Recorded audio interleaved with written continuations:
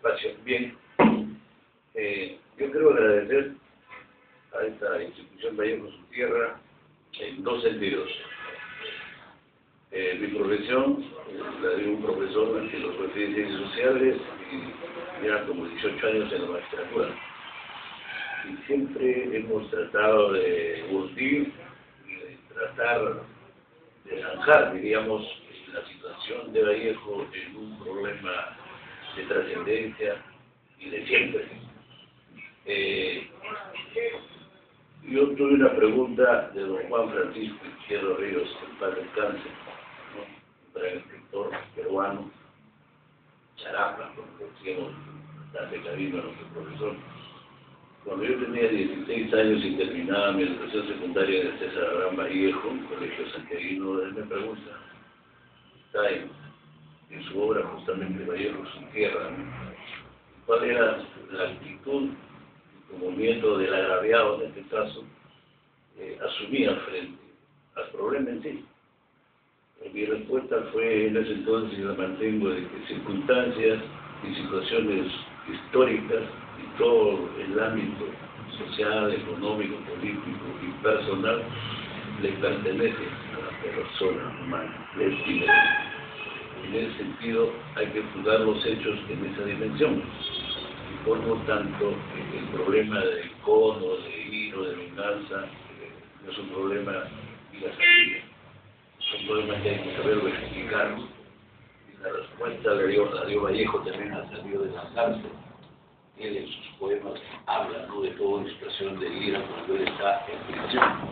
Pero cuando sale da un mensaje de amor, de humanidad, de hermandad. Y en todo ello me llevó pues a inmiscuirme en esto desde una perspectiva más que todo, diríamos, procesalista, para tratar de ver qué es lo que pasó. Si estás reclamando desde atrás la utilización del micro. Correcto.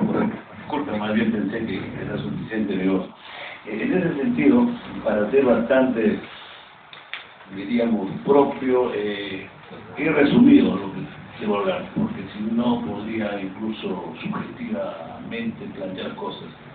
Y en ese sentido quiero agradecer a mis fuentes, ¿no? Germán Patrón Candela pues, fue mi profesor en la Facultad de Derecho de Trujillo. También acá nuestro amigo que acaba de disertar, Jorge Kishimoto, ¿no?, que es muy acucioso y justamente basado en toda esa información que la he estado siguiendo, que he permitido también desarrollar este pequeño trabajo. A nuestro colega Juan Paredes Carbonell, a Francisco Vázquez Vallejo, que es también un sobrino, igual que nos acompaña en este momento, de César Vallejo, sobrino nieto, a Eduardo González Viana, ¿no?, que ya tiene otra perspectiva, ¿no?, que hubiese gustado encontrarlo, posiblemente lo va a desarrollar en su oportunidad, en el cual tiene posiciones encontradas respecto a la participación de Vallejo en este hecho difícil. También por familiares en cuanto a su información, y lo he ligado también a una situación, digamos, procesal, y para ello me he ido a los procesalistas en el campo del derecho, a don Florencio Ficán Maza, a señor Guardia, a don César San Martín, etcétera, etcétera. Bien, como les decía inicialmente, quiero agradecer a todos ustedes porque me permiten ubicarme en esta órbita, y nuevamente a Capulé y Su Tierra. Más que todo por brindarnos un espacio en esta noche que me permite ingresar en la inmensidad de César Abraham Vallejo Mendoza, cuya obra no solamente encierra una visión global de la existencia humana en todos los aspectos, sean emotivos, afectivos, psicológicos y sociales, sino también se extiende a problemas, como todos conocemos, metafísicos, de tipo trascendental y esencial, como son la muerte, la vida y sobre todo la injusticia, a decir del escritor liberteño Juan Paredes Carbonell. Este mismo autor nos refiere que Vallejo soportó los efectos de lo que llama una injusticia generacional, pues sufrió el acoso imperturbable de un grupo de jóvenes universitarios de procedencia burguesa, estratificada dentro de una sociedad completamente depredativa de las clases mestizas e indígenas. Actuaciones que no solo estaban dirigidas a hacer una burla y una crítica hiriente de su poesía, sino también incluso hubo algunos atentados físicos, como el de querer cortarle el pelo que lo tenía crecido a poco de regresar de Santiago de Chuco a Trujillo. Además, el ambiente hostil que no solamente se creó en Trujillo, sino también en esta misma ciudad capital, y prueba de ello tenemos en la crítica socarrona, hiriente, completamente malvada de Clemente Palma, en su columna Correo Franco, en donde destina a Vallejo incluso a ser apresado por los vecinos de la ciudad de Trujillo y a quienes exhortó a amarrarlo en los durmientes del ferrocarril del Valle de Manabrigo. También nos habla de otras injusticias que sufrió Vallejo: la injusticia del amor y de la muerte, la de María Sandoval, su frustrado amor, joven delicada, altamente sensible para las artes y la reflexión, que muere a consecuencia de la tuberculosis en un lugar alejado de Trujillo, por la provincia de Otuco. La muerte de su propia madre y la de su hermano Miguel, que fallece a los 16 años. La otra injusticia que rodea a Vallejo es la injusticia ontológica, la del ser de tipo existencial que vive nuestra humanidad, expresada a través de su obra inmensa y resaltándola en la obra Paco Yunque, Tujpeno, por ejemplo. Y también sufrió los embates de una injusticia ante la ley, que le atribuye hechos delictivos tipificados en el ordenamiento penal de ese entonces como azonada, que no es sino una algarada, un alboroto, tumulto, motín, revuelta, disturbio, sedición, asimismo homicidio frustrado y robo, situación que trae como consecuencia la privación de su libertad por 112 días en la cárcel de Trujillo, y que un día como hoy obtuvo su libertad. La apreciación de esta detención desde una perspectiva social y procesal penal es lo que motiva el tema de esta noche. Intitulo esta pequeña disertación La justicia penal en tiempos de Vallejo. Los hechos fácticos, bastante ya precisados por acá nuestro amigo Quisimoto, sin embargo, estos deben quedar fijados en nosotros, así también de sorprender a una mayor investigación. Los hechos que ocasionaron la intervención del órgano jurisdiccional, es decir, de la justicia, denominada así, sucedieron el 1 de agosto de 1920, originado por el amotinamiento de la gendarmería, que exigía de ese modo el pago de sus socorros, de sus remuneraciones, que estaban retrasados. Este hecho suscitó la intervención de las autoridades políticas, civiles y de personajes visibles de la comunidad santiaguina.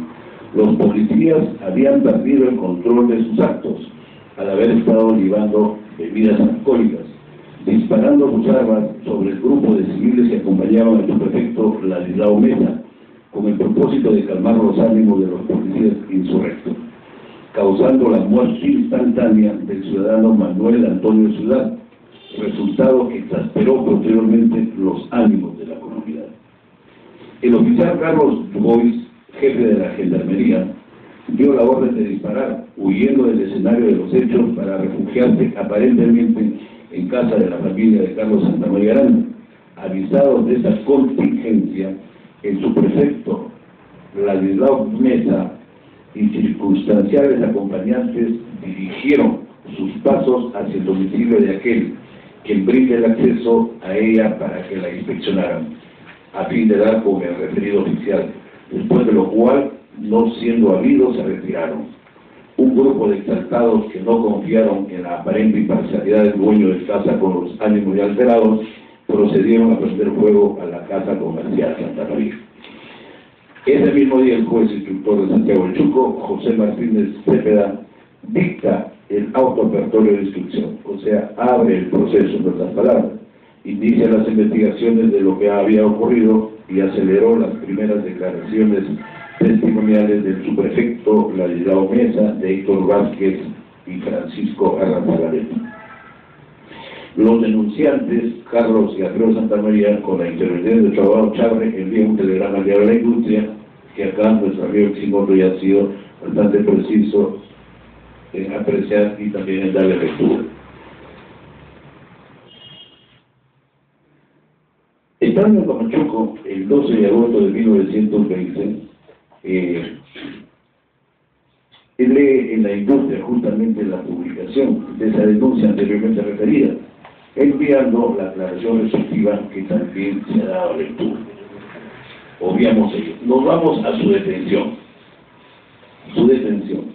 Con fecha 6 de noviembre de 1920, entrecomillado porque así data de la resolución, el juez del crimen de Trujillo, Daniel Checa, asociado del subprefecto de la provincia, señor Eduardo de la Flor, del mayor de guardias, don Belisario Vázquez, el escribano del crimen, señor Otiniano, y la fuerza pública compuesta de 6 gendarmes, a las 11:30 de la mañana se constituyó en la casa del doctor Andrés Ciudad Santoyo, sito en la calle San Martín 442, y se intimó pues la orden de allanamiento, franqueando el doctor Ciudad las puertas de entrada del interior de las habitaciones, y mientras los gendarmes hacían las pesquisas, al abrir el juez las puertas del estudio del abogado doctor Ciudad, encontró a César Vallejo, a quien el juez Checa lo tomó preso con intervención de la fuerza pública, y enseguida lo condujo a la cárcel de Trujillo, entregándolo al alcaide del penal,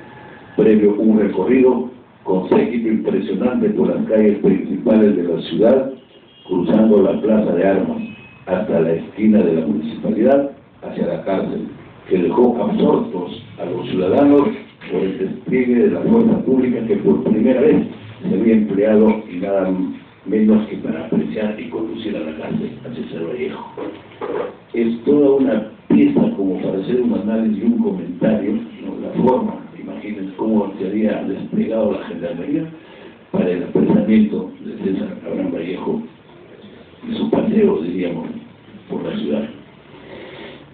Apreciación del senador Rego con respecto al encarcelamiento de César Vallejo. Nos dice este gran pensador: mantúvose con tal dignidad y varonía que impuso respeto a todos, no imploró justicia rectando por los estrados judiciales, sí que la pidió y la exigió verticalmente como un hombre, y al fin la rehabilitación se produjo plenaria, íntegra, absoluta.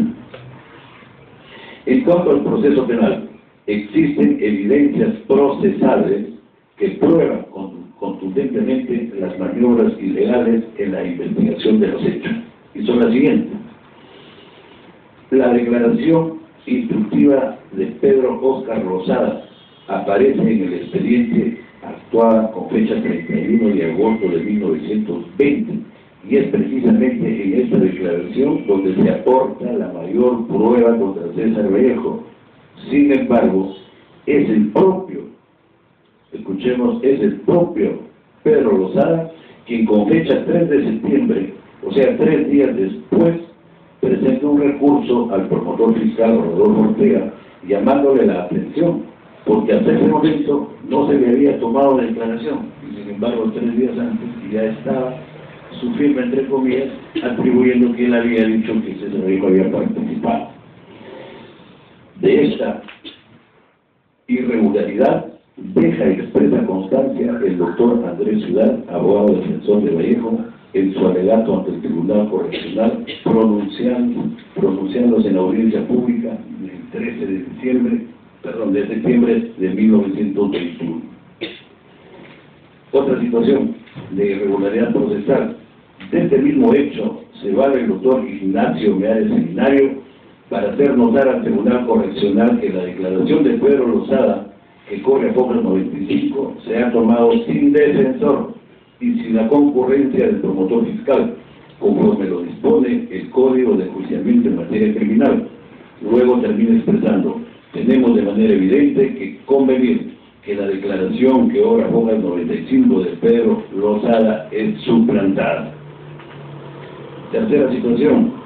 A petición del Tribunal Correccional de Trujillo, Pedro Lozada es trasladado a esa ciudad para que se ratifique en su declaración de Focas 95, habiendo sido amarrado de las manos y de los pies con sogas a la cincha de la montura del caballo, bajo la custodia de 3 gendarmes, y luego huir en una quebrada, siendo más tarde muerto en circunstancias bastante sospechosas en la hacienda Macha y Tambo, al tratar, dícese, de robar un caballo para reanudar la cabalgata, según declaración de los policías que fueron sus custodios, hecho que hace suponer una evidente conspiración fraguada por la parte civil para evitar su declaración y con la complicidad de los 3 guardias civiles que lo custodiaban. Otra situación, el tribunal jamás se preocupó por confrontar la firma de Pedro Lozada con otras firmas suyas que aparecían en el expediente de otros procesos seguidos a él por delitos comunes. Obviamente se iban a encontrar la falsedad. Asimismo, tenemos que el actuario Víctor Guerrero, que acompañó al juez Doc Elías Iturri a la diligencia en Santiago de Chuco, declara ante el notario público el 19 de septiembre de 1921 que no ha intervenido en la diligencia del proceso y que las firmas puestas en la diligencia del expediente las puso al segundo día que llegamos a Trujillo. Imagínense esa declaración de parte del actuario Víctor Guerrero, Valencia.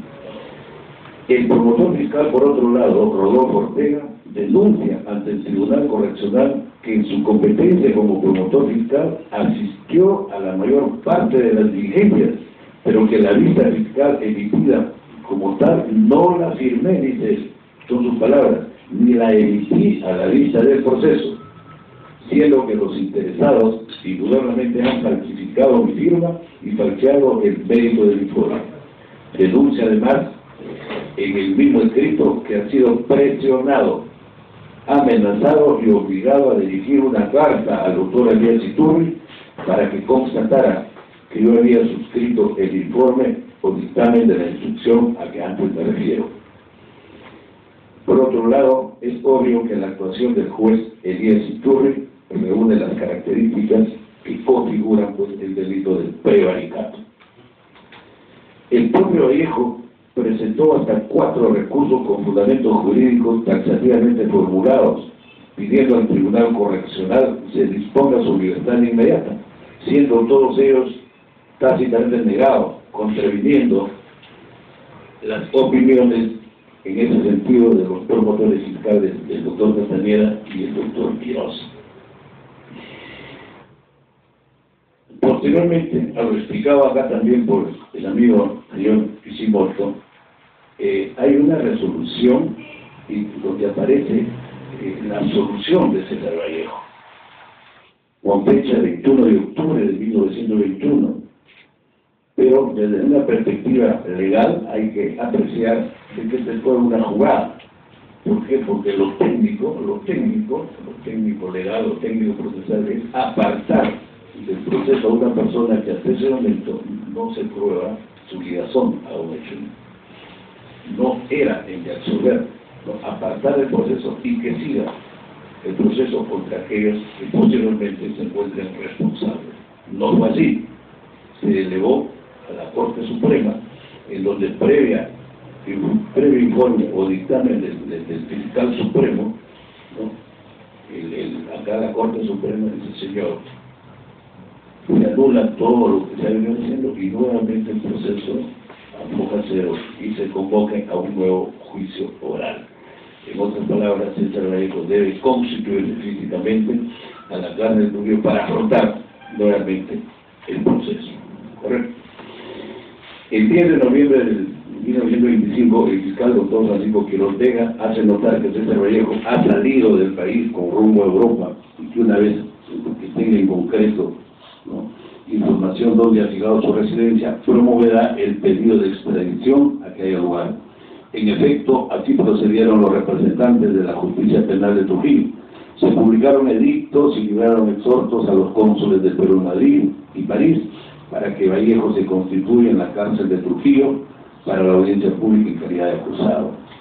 Vallejo no se libró de seguir sufriendo los efectos de una verdadera cacería de brujas, hasta el momento que el Tribunal Correccional emite la resolución declarando prescrita la acción penal a partir del 1 de febrero de 1927, como ya se ha mencionado, y se manda que las instrucciones se archiven de modo definitivo, quedando al fin sobreseído el caso.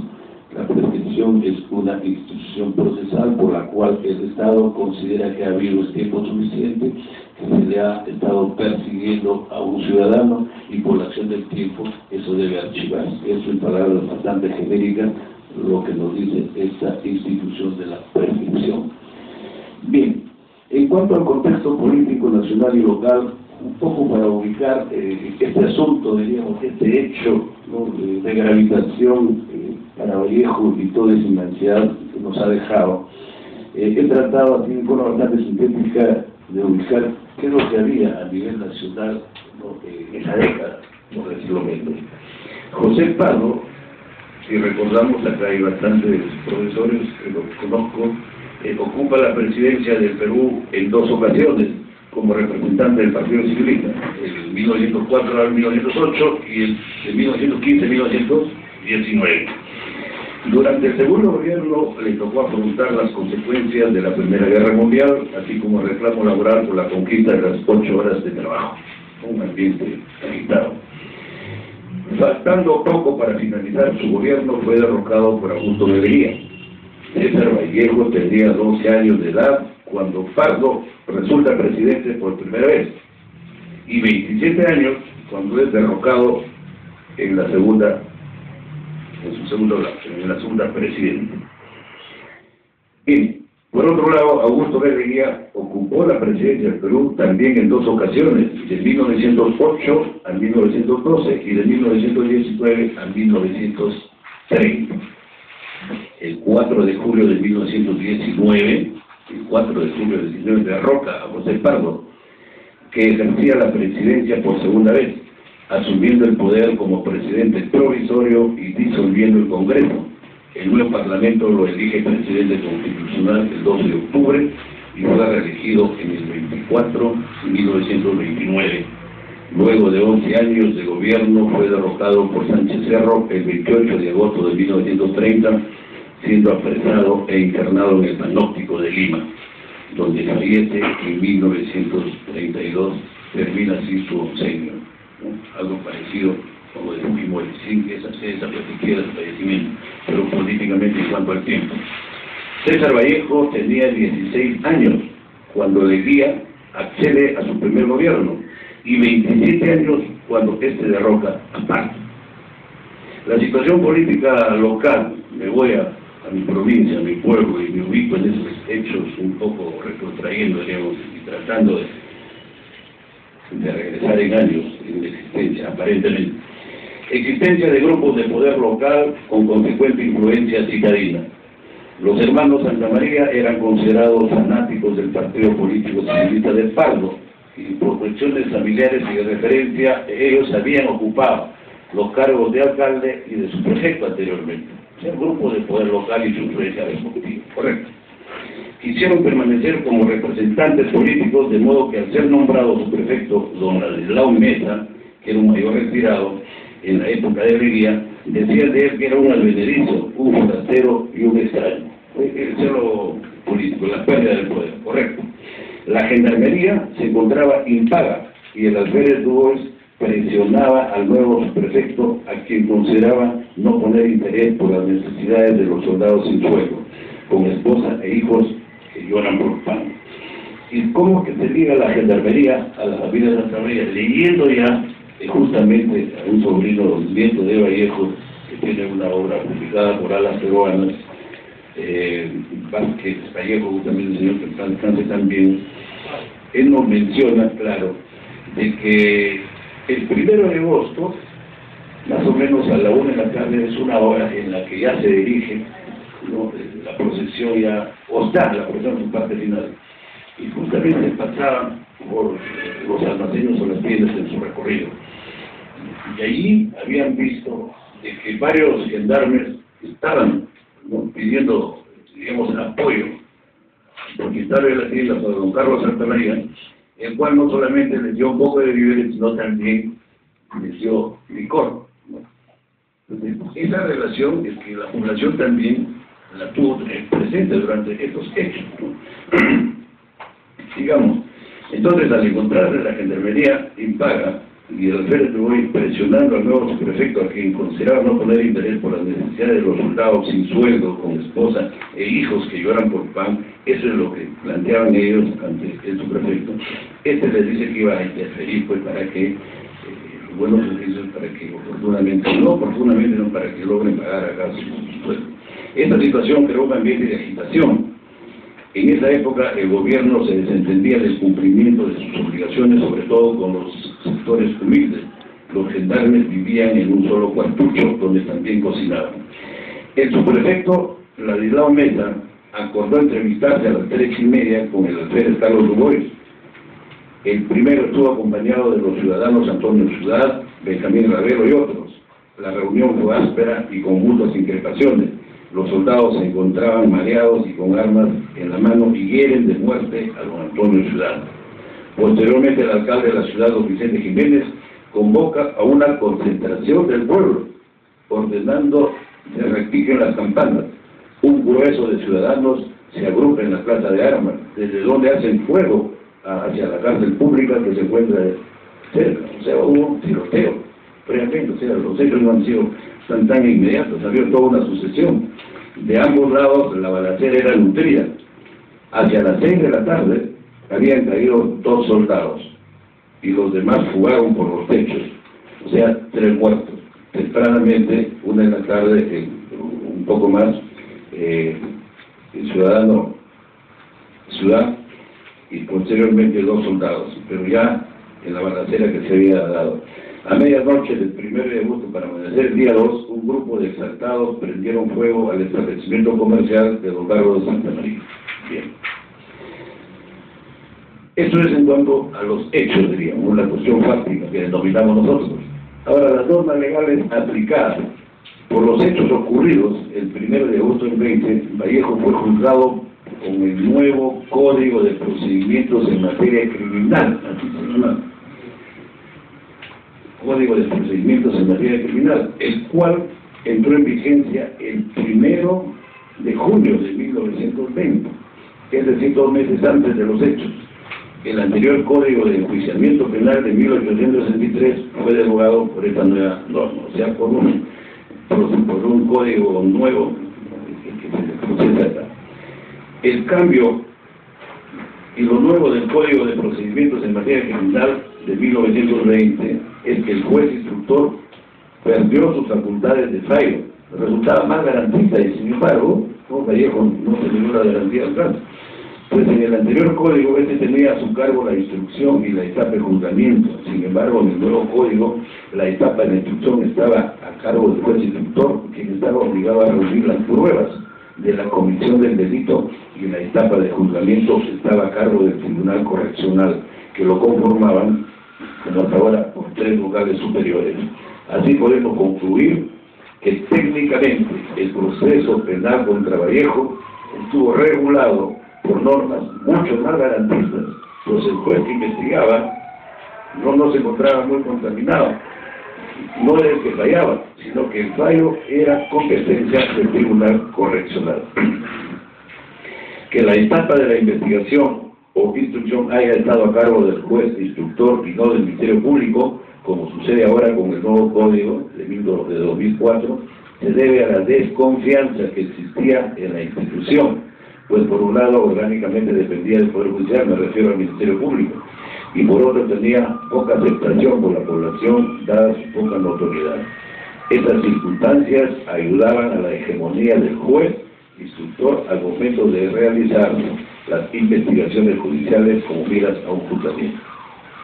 Estas características de las normas procesales para el juzgamiento de Vallejo han cambiado radicalmente al pasar de los años, pues en cuanto al Ministerio Público, se puede decir que con la Constitución de 1979 consolida su autonomía e independencia con respecto al Poder Judicial, se separan, y de los demás entes del Estado.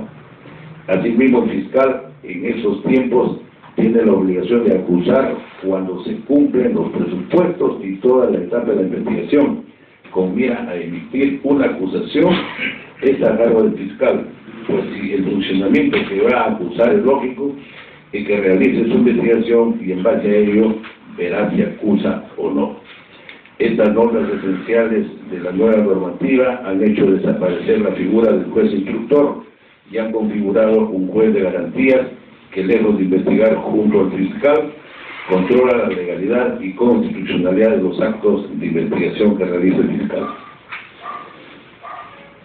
Bien, no quiero cansarles en un estudio técnico, digamos, procesal. Estamos resaltando las cuestiones puntuales, pero resulta importante precisar que el Código Penal de 1862, vigente desde el 1 de marzo de 1863, consideraba a los delitos de asonada, asimismo también el delito de homicidio, el delito de robo frustrado en sus respectivos numerales, y que fueron justamente los tipos penales por los cuales se los procesó Vallejo, y el delito de robo.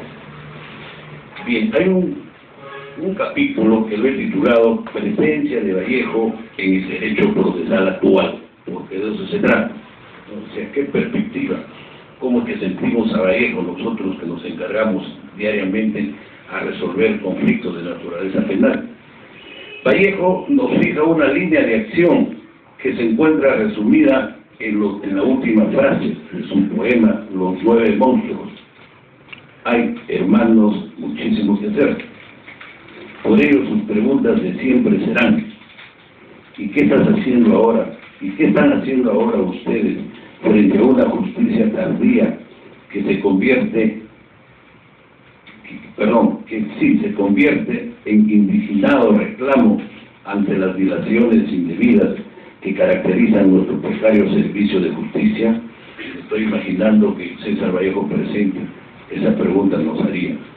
Otra pregunta: ¿por qué la sobrecarga procesal? ¿Por qué lo sintió? ¿Por qué la sobrecarga procesal y consiguiente asfixia de los despachos fiscales y judiciales es un mal endémico que genera desazón e incertidumbre, creando condiciones para encubrir la impunidad de los delitos o aplicar condenas a inocentes? También os preguntaría: ¿por qué no cambiar el sistema procesal inquisitivo que rinde pleitesía al trámite burocrático, a la escrituralidad, al ritualismo, a la arbitrariedad que lo convierte en ineficaz? ¿Qué hay, también nos preguntaría, de los imputados en el limbo jurídico, especialmente de los presos sin condena, que a enero del 2011, estamos hablando 2 meses atrás, suman 28.000 del total nacional de 47.000 internos, muchos de ellos jóvenes de 19 a 29 años, y que esto significa el 39.80, o sea, el 40% que sobrevive hacinados en las cárceles. También se interrogaría: ¿es que en nuestra patria tenemos a nuestra juventud encerrada? Y esto es importante reflexionar. El 40% de los 48.000 presos, yo estoy reflexionando y razonando con Vallejo y por Vallejo, porque a veces el trabajo de uno es un trabajo, como vuelvo a repetir, burocrático, administrativo, y que solamente ve papeles. Pero el problema es ver en cada papel o documento de papeles o en un expediente todo el problema social que genera. Familias, libertades, salud, educación, apresamiento, rehabilitación, resocialización, beneficios penitenciarios, salen nuevamente a matar, a delinquir. Es un círculo vicioso. Entonces Vallejo es un hombre de proyección. Porque cuando se pregunta, ¿no?, en su poema respectivo, es el momento más grave de mi vida fue una guerra? Él no está hablando en primera persona, él lo sufrió, pero él está hablando por todos, porque en esa conversación aparente que contiene su poema, y el hombre dijo, y el otro dijo, ¿no?, y el otro dice. Él lo dice yo. Entonces hay que captar ese mensaje, y por eso es que mi relación con todo ese problema penitenciario que trato acá de sintetizar. Y efectivamente el 40% de los 48.000 presos, imagínense, que oscilan entre los 18 y 27, 28 años. ¿Qué perspectiva hay para esa gente? Y cuando decimos la juventud está encerrada, es que justamente esa juventud tiene que tener alternativa y no la tiene. Entonces es un problema ya de Estado también. Bueno, y nosotros, cuando digo nosotros, comprometemos a aquellos que estamos fuera y dentro de las instituciones públicas, particularmente le diría que respondemos, hermano mayor César Abraham, en materia procesal penal y pensando en tu encierro injusto, tratamos de hacer lo siguiente. Procesalmente nosotros en este momento estamos trabajando un nuevo código, un código procesal penal, que ojalá sea entendido, porque ya en su implementación está dando aspectos positivos, pero a la vez también la población inmediatamente con ese espíritu de venganza y de querer de que alguien que delinque se le elimine físicamente o se le ubique en un antro, diríamos, o en un centro carcelario de por vida. Entonces es un problema educativo más que represivo. Y les cuento esto porque en otras latitudes, en donde, por ejemplo, en Chile tiene muchos años y con mucha inversión en este nuevo código, ahora la gente nuevamente está tratando donde que la inquisitoriedad regrese nuevamente como un sistema fuerte y de arriba hacia abajo, y desconociendo una serie de garantías fundamentales del ser humano. Y Vallejo justamente nos habla de eso, ¿no? Pues no puede ser posible. Después de 500, 600 años de inquisitoriedad, digamos, de maltrato a nuestros derechos fundamentales, nosotros no podemos retroceder. Tenemos que nosotros ir hacia adelante. Imaginemos que uno de nosotros tenga esta mala suerte del camino de Vallejo esencial. Entonces queremos que se nos brinde todas las garantías, ¿no? Y las garantías quieren decir un debido proceso, defensa, comportamiento independiente de las autoridades judiciales, y después de eso, sí, mi responsabilidad o mi absolución, correcto, pero eso hay que ir creando, ¿no? Es una creación heroica y constante. En ese sentido, tratando de responder dentro de mi perspectiva, actualmente se ha logrado una separación de funciones, el fiscal por un lado, el juez por otro. Hay un rol fundamental del Ministerio Público, hay un proceso penal común, hay investigaciones preparatorias, etapas intermedias y juzgamientos.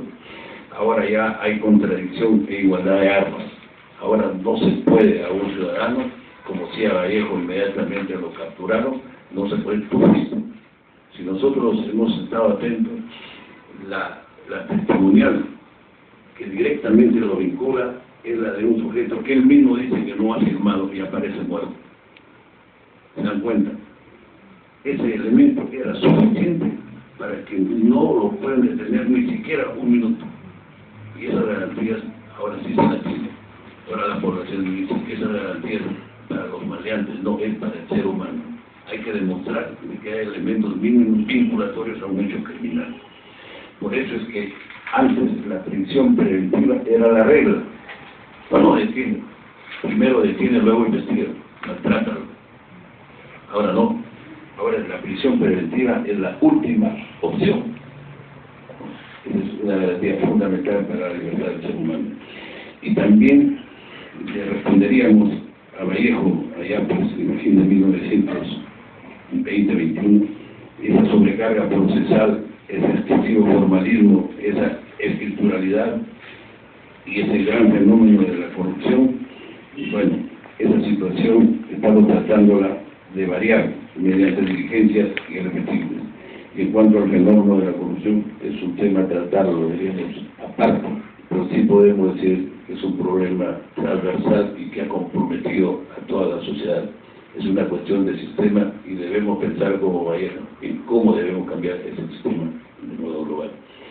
Eso es, a grandes rasgos, lo que he podido ubicar dentro del desarrollo de este tema, al que lo he intitulado La justicia penal en tiempos de Vallejo. Muchas gracias.